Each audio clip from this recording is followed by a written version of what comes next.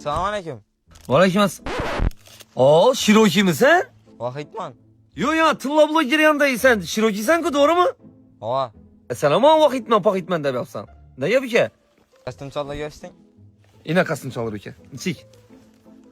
Galstuklar bilan. Yo'q, o'zim-a.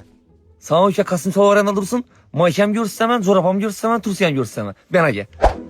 Nechik turdi og'a? Yo mayo. Ne deyen hoşray bu qasım çalırım. Daha lekin sen bu hoşraylığa düşmedin uka. Sen bunu geç. Bundan ham yomonini beraman sana. Bunchik bo'ldi og'a.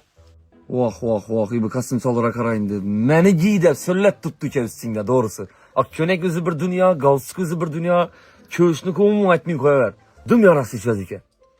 Uka senda bir minut gap bop yarak aka.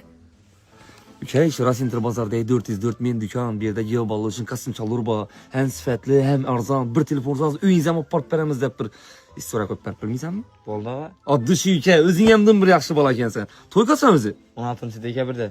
Bir qizni surishtirib omdat qo'yatirmisan? Yaxshi qizmi? Buni turganim yo'q. Ne to'yasan? Sunnat to'yim. Ha?